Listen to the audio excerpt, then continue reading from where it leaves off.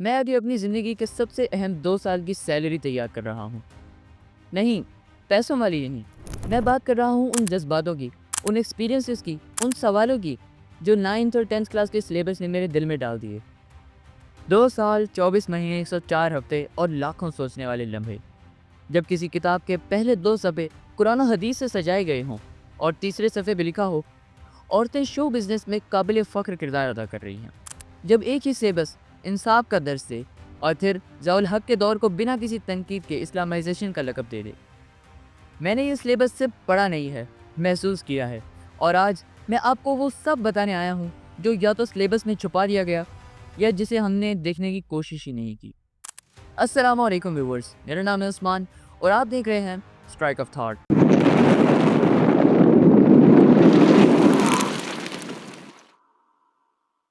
سب سے پہلے چلیے بات کرتے ہیں قانون کے حکمرانی کے بارے میں. ٹیکسٹ بک میں لکھا گیا ہے قانون کا سرچشمہ اللہ ہے، قرآن و سنت بنیاد ہیں، بادشاہ اور غلام بھی اس قانون کے سامنے برابر ہیں. بہت خوبصورت لائن ہے، مگر سوال یہ ہوتا ہے کیا اصل زندگی میں بھی یہ برابری نظر آتی ہے؟ ہماری سوسائٹی میں کئی ریسنٹ کیسز ایسے ہوئے ہیں جہاں امیر اور طاقتور لوگ قانونی گرفت سے بچ گئے. ایک case Punjab group of colleges کا تھا. ایک اور کیس میں ایک لڑکی نے نشے میں گاڑی چلائی اور باپ اور بیٹی کو مار دیا، لیکن انصاف کہیں نہیں. اس بک میں ایک حدیث بھی کوٹ ہوئی ہے، ایک ایسی حدیث جو انصاف کا وہ معیار سیٹ کرتی ہے جہاں کسی کا رتبہ، خاندان یا سٹیٹس کچھ بھی میٹر نہیں کرتا.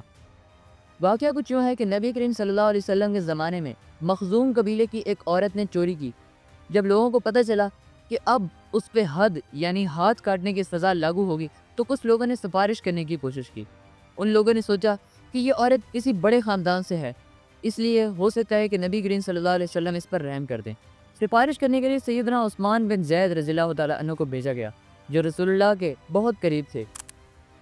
لیکن جیسے ہی انہوں نے سفارش کی، رسول اللہ صلی اللہ علیہ وسلم کا چہرہ بدل گیا اور انہوں نے فوراً سب کے سامنے ایک جملہ کہا، ایک ایسا جملہ جو تاریخ میں امر ہو گیا.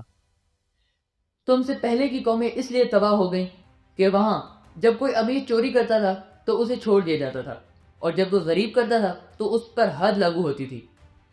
قسم ہے اس ذات کی جس کے ہاتھ میں میری جان ہے، اگر فاطمہ بنت محمد بھی چوری کرتی تو میں اس کے ہاتھ کاٹ دیتا. صلی اللہ علیہ وسلم. تم سوچو یہ کس کا نام لیا گیا ہے؟ فاطمہ رضی اللہ عنہ، جو ان کی آنکھوں کا نور تھی.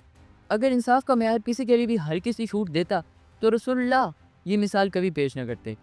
تو سوال یہ ہے کیا ہم اسی تباہی کی طرف بڑھ رہے ہیں؟ اب اس کا جواب تو 2 × 2 کی طرح آسان ہے، لیکن کیا آپ جانتے ہیں کہ منافق جہنم کے سب سے نچلے گڑھے میں ہوگا؟ اور یہ چیزیں دیکھ کر ہماری منافقت صاف نظر آتی ہے. چلیے اب چلتے ہیں 1971 کے مسئلے کی طرف، جب ایسٹ پاکستان الگ ہوا اور بنگلہ دیش بن گیا. ٹیکسٹ بک کہتا ہے جنرل یحییٰ خان نے عوامی لیگ کے سربراہ شیخ مجیب الرحمان کے ساتھ مذاکرات کیے، لیکن یہ کامیاب نہ ہو سکے. اس کے بعد مشرقی پاکستان میں خانہ جنگی کی صورتحال پیدا ہو گئی. بنگالیوں نے بھارت نواز تنظیم مکتی باہنی کی مدد سے آزاد مملکت کا نعرہ لگایا. افواج پاکستان کو بغاوت کو چلنے کے لیے مداخلت کرنا پڑی. اس طرح مشرقی پاکستان میں خون ریزی فسادات شروع ہو گئے. یہ لائن کہ بغاوت کو کچلنے کے لیے فوج کو مداخلت کرنی پڑی، کیا یہ مکمل تصویر ہے؟ اس کتاب کی اگلی لائن کہتی ہے ہندو اساتذہ کا کردار، تجارت اور ملازمت پر ہندوؤں کے اثرات. مگر ایک سوال یہاں چھپا ہے، کیا سب کچھ صرف انڈیا نے کیا یا کیا ہماری پولیٹیکل لیڈرشپ نے بھی کچھ غلطیاں کی؟ یقیناً یہاں ہماری غلطیاں بھی لکھی ہیں، مگر جب آپ اس بک کو پڑھتے ہیں تو آپ کو ایسا محسوس ہوتا ہے جیسے مکمل طور پر انڈیا نے یہ سب کچھ کیا اور بنگلہ دیش کے لوگ باغی تھے اور برے تھے. جبکہ سچ تو یہ ہے کہ ان میں جرت اور شجاعت کوٹ کوٹ کے بری ہے. ان کی نوجوان نسل ایسی ہے کہ پہلے انہوں نے خود کو پاکستان سے آزاد کروایا اور پھر اب شیخ حسینہ سے، اور ہم لوگ ریلز دیکھنے اور پب جی کھیلنے میں مصروف ہیں. آخری چیپٹر میں جب ہم عورت کے حقوق پر جاتے ہیں تو پہلے 2 صفحوں میں قرآنک آیات، حدیث اور صحابیات کا ذکر ملتا ہے جسے دیکھ کر دل خوش ہو جاتا ہے. لکھا گیا ہے کہ حضور صلی اللہ علیہ وسلم نے فرمایا دین آسان ہے، لوگوں کے لیے آسانی پیدا کرو، لوگوں کو مشکلات میں مت ڈالو. اسلام ایک ایسا دین ہے جس نے نہ صرف عورت کو باوقار بنایا بلکہ چادر اور چار دیواری میں تحفظ بھی دیا.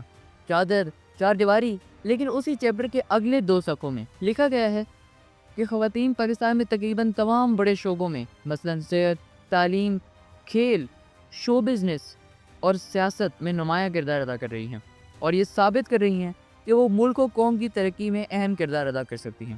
یہ باہمت خواتین کامیابیوں اور نئی جہتوں کی اعلیٰ مثال ہیں۔ کیا یہ وہی اسلام ہے جس نے ہمیں پچھلے صفحے میں چادر اور حیا کا درس دیا گیا ہے؟ کیا شو بزنس جیسے پلیٹ فارم پر کام کرنا، جہاں عورت کو ایک پروڈکٹ بنا دیا جاتا ہے، قرآن و سنت کے مطابق ہے، یا پھر صرف ویسٹرن سٹینڈرڈز کو جسٹیفائی کرنے کی کوشش ہے؟ ایک ہی کتاب میں 2 مختلف چہرے، یہی تو ہوتی ہے ہپوکریسی۔ ضیاء الحق کے دور کا ذکر ایسے ہوتا ہے جیسے پاکستان نے جنت کا راستہ اختیار کر لیا ہو۔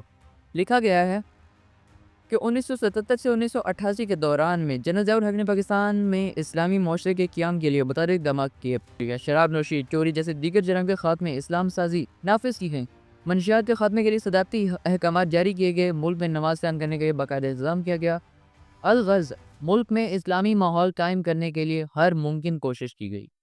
لیکن اصل میں کیا ہوا تھا؟ ڈاکٹر اسرار احمد کو صرف اس لیے آف ایئر کر دیا گیا کیونکہ ان کا درس زیادہ سیاسی اسٹریٹجی کے خلاف جا رہا تھا۔ ٹی وی پہ حجاب کے بغیر ڈراماز چلتے تھے، کرکٹ کا نشہ پروموٹ کیا گیا اور جملے بنائے گئے۔ یہ سب اسلامی معاشرے کا حصہ ہے۔ ضیاء الحق نے شراب روکی لیکن شوبز نہیں، شریعہ کورٹس بنائے لیکن ڈیموکریسی سسپینڈ کی۔ کیا یہ سچ کا ایک پہلو ہے یا صرف ایک مخصوص نیریٹو؟ ضیاء الحق صاحب 11 سال اسلام اسلام اسلام اسلام پکارتے چلے گئے، اس آرڈیننس کو ہاتھ نہیں لگایا، قوانین جو کے تو رہے، یہاں تک کہ انہوں نے فیڈرل شریعت کورٹ قائم کی، اور کچھ حسن کا ظن میرے بارے میں ہو گیا تھا، مجھے اپنی شورا کا رکن بنایا۔ پہلے انہوں نے وزارت پیش کی تھی مرکزی، میں نے کہا نہیں جناب، میں ایک تو اس کا اہل نہیں ہوں، کبھی ان میدانوں میں گیا ہی نہیں، حکومت کے کوریڈورز میں میرا آنا جانا نہیں ہے، میں اس کا اہل نہیں۔ ثانیاً اصل حکومت فوج کی ہے، آپ نے ہمیں کرنے کچھ نہیں دینا، اور الزام ہم پر آئے گا، یہ ناکام ہوگا، اس لیے کہ اس سے پہلے کی ایک منسٹری تھی جس میں جماعت اسلامی اور جمعیت علماء اسلام کے وزراء تھے، اور ان دونوں کو داغدار کر کے اس نے نکال باہر کیا تھا، یہ کوئی کام نہیں کر سکے۔ بھئی کام تم کرنے دو تو کریں، تم تو کہتے میری کانسٹیچوئنسی تو فوج ہے، یہ تو فوج کو راضی رکھنا ہے۔ حکومت سواری تو کہا 90 دن میں الیکشن کرواؤں گا، لیکن وہ 90 دن کب 11 سال بن گئے ضیاء صاحب کو پتہ ہی نہیں چلا۔ افغانستان کے سلسلے میں لکھا گیا ہے کہ جب سوویت یونین نے افغانستان پر حملہ کیا تو پاکستان نے خالص انسانی بنیادوں پر اپنے افغان مسلمان بھائیوں کی مدد کی، مگر یہ نہیں لکھا گیا کہ 2001 کے بعد پاکستان نے US کے ساتھ کیوں دیا۔ تب خالص ہمدردی کہاں تھی جب پاکستان نے افغانستان پر حملہ کیا؟ یہی وہ سلیکٹو سائلنس ہے جو کسی بھی اسٹوڈنٹ کے ذہن میں کنفیوژن پیدا کر سکتی ہے۔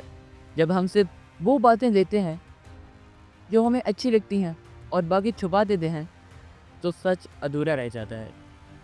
اب اگر آپ اردو کی کتاب اٹھائیں، شروع ہوتی ہے ہم سے، پھر نعت، پھر سیرت نبی صلی اللہ علیہ وسلم کے چیپٹرز، لیکن کچھ صفحوں بعد انہی کتابوں میں ایسے ہی غزل اور مضامین ملتے ہیں جہاں عورت کو صرف ایک پروڈکٹ کی طرح ٹریٹ کیا گیا ہے۔ ناز کے اس کے لب کی کیا کہیے، پنکھڑی ایک گلاب کی سی ہے، اور پھر وہ شعر کہ جب میں اس کے گھر جاتا ہوں تو محبوب کہتا ہے کہ پھر وہی کمبخت آ گیا ہے، اور ایسی کئی اور واحد چیزیں، اور سب سے بڑھ کر کہ پھر ہمیں اس سب کو تشریح میں اور ڈیٹیل سے لکھنا ہوتا ہے۔ واہ کیا بات ہے! اور یہ سب کس کے نام پر ہے؟ لٹریچر، کلچر کے نام پر ہے۔ تو سوال یہ ہے، کیا ہماری تعلیم سچ میں تعلیم دے رہی ہے یا صرف ہمیں کنفیوز کر رہی ہے؟ اگر آپ چاہتے ہیں کہ میں اردو کے سلیبس پر ایک اور سیپریٹ ویڈیو بناؤں تو کمنٹ میں ضرور بتائیے گا۔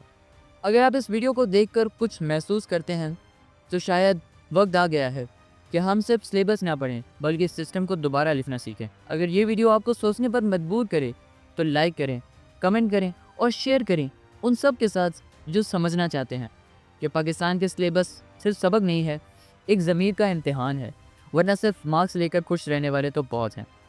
یاد رکھو، سوچ بدلو، حالات بدلو۔